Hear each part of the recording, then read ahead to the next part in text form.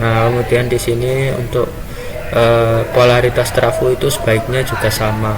Jika polaritas trafo itu berbeda, maka akan menimbulkan maksud saya, bila polaritas trafo itu berbeda bisa saja, namun kita harus memperhatikan pada hubungan di sisi sekundernya.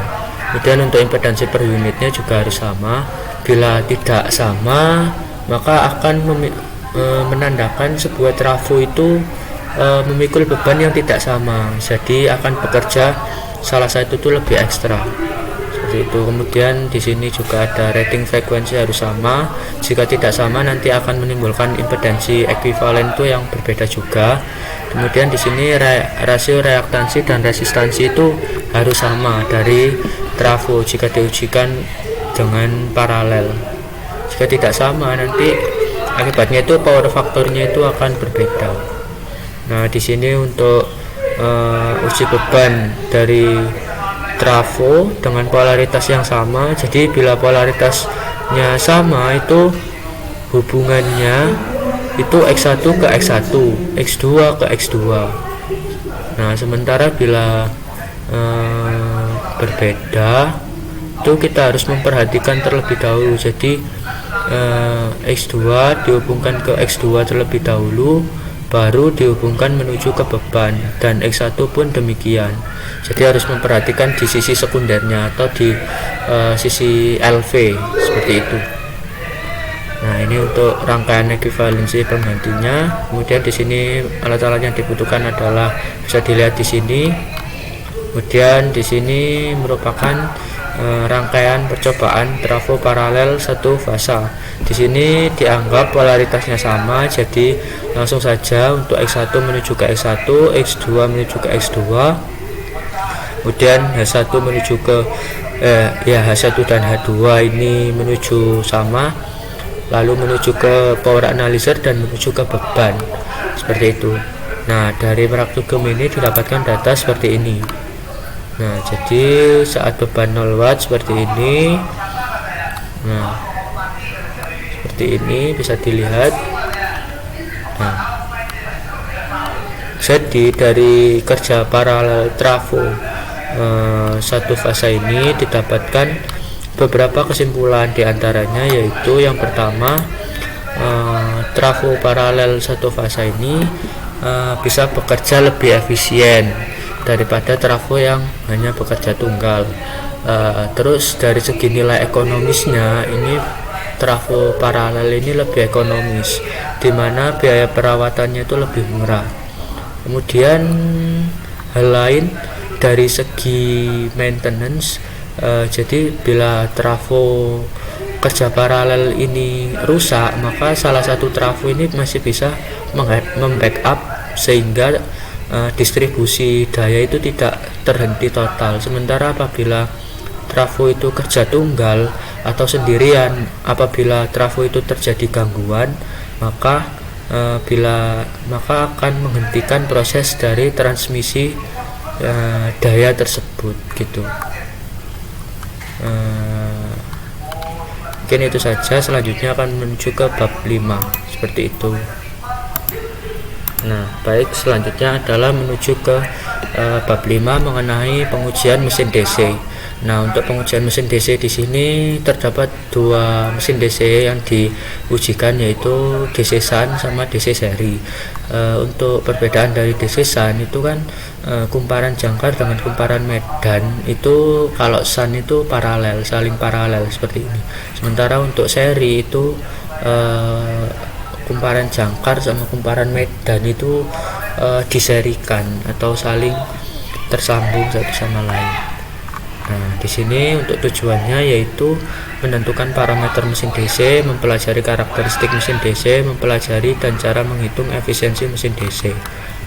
Untuk dari mesin DC sendiri, landasan teorinya didapatkan dari praktikum yang pertama tadi mengenai open circuit dan short circuit, di mana pada mesin DC juga sama mengalami rugi-rugi pada inti, di mana rugi-rugi pada inti itu terdiri dari rugi-rugi tembaga, rugi-rugi inti, dan rugi-rugi mekanik. Nah, rugi-rugi mekanik ini disebabkan oleh adanya proses putaran mesin DC tadi. Bila terus berputar itu akan menimbulkan panas. Nah, panas tadi itu yang dianggap rugi mekanis karena bisa menurunkan efisiensi dari motor DC tersebut. Nah, di sini untuk persamaan dari rugi-rugi tetap yang dianggap tidak berubah saat motor dibebani seperti itu. Ini bisa dilihat sendiri. Selanjutnya kita menuju ke mesin DC pengujiannya. Nah, ini untuk menentukan kumparan medan sama kumparan jangkar. Jadi di sini digunakan ohmmeter untuk mengukur resistansi kumparan jangkar dan kumparan medan. Nah, sambil diputar kecil, bila yang resistansinya terkecil mendapatkan nilai resistansi yang paling kecil karena terminal keluaran jangkar terhubung ke kumparan sikat. Nah, jadi yang paling kecil itu merupakan kumparan jangkar seperti itu. Kemudian di sini untuk mengetahui rugi-rugi tetap. Nah, selanjutnya di sini untuk uji mesin DC Sun sama uji mesin DC seri. Nah, untuk uji mesin DC Sun ini dari tegangan 220 menuju voltage regulator agar sampai di level 220, kemudian menuju ke rectifier untuk disearahkan menggunakan dioda bridge, kemudian masuk ke ampere meter dan voltmeter. Nah, di sini untuk DC Sun itu paralel. Jadi di sini kan ada nih DC Sun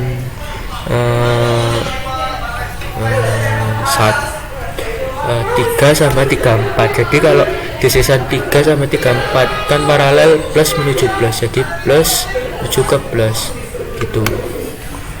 Nah, seperti ini. Apabila kumparan 34 ya sama, berarti minnya ini masuk ke ini, plusnya 4, kemudian ini masuk ke keluaran output seperti itu. Kemudian untuk DC seri sama disearahkan terlebih dahulu. Untuk seri langsung di DC seri 1 sama DC seri 2. DC seri itu kan berarti plus minus seperti itu. Jadi tinggal disambung-sambungkan saja. Dari data ini, dari percobaan ini didapatkan kesimpulan sebagai berikut. Data sebagai berikut.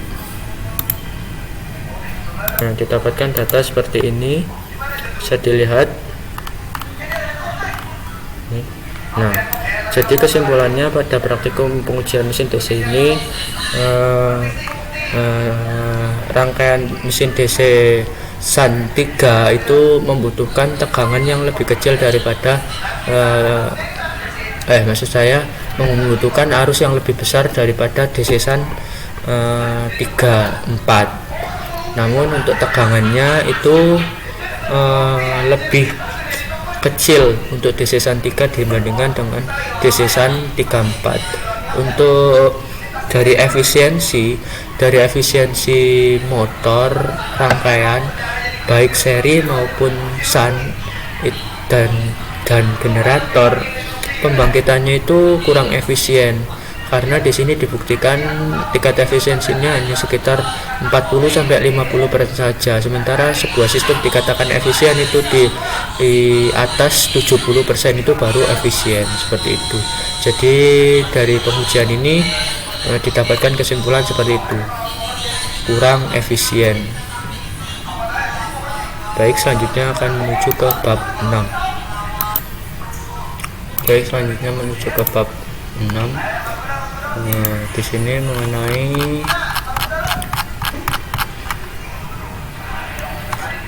metode start delta untuk motor induksi 3 fasa. Nah, di sini untuk tujuannya yaitu mengetahui konfigurasi start delta dan metode starting start delta ini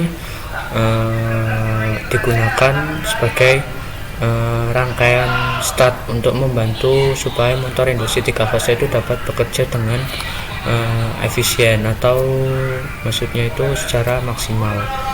Nah, kenapa di sini digunakan metode starting start delta? Kenapa enggak langsung delta saja?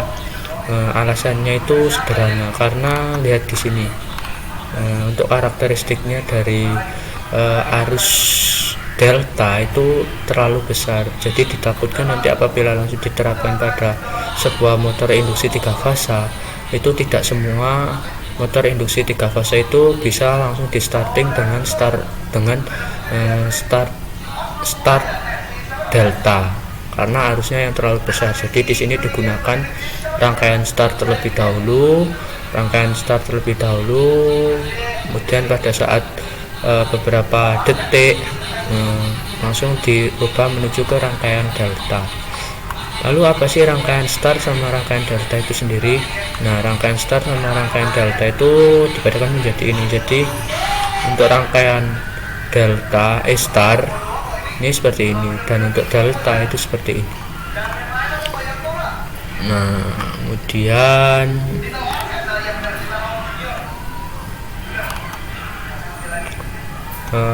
untuk selanjutnya yaitu saya jelaskan mengenai ini rangkaian kontrol. Untuk rangkaian kontrol dari starting start delta itu dibagi menjadi dua juga. Yang pertama secara manual dan yang kedua secara otomatis. Nah, untuk secara manual di sini kita memanfaatkan push button sebagai pengubah metode starting, dimana nanti dari start diubah menjadi delta dengan bantuan push button, seperti yang akan kita praktikumkan pada hari ini. Kemudian ini secara otomatis, di sini ada konfigurasi belitan dari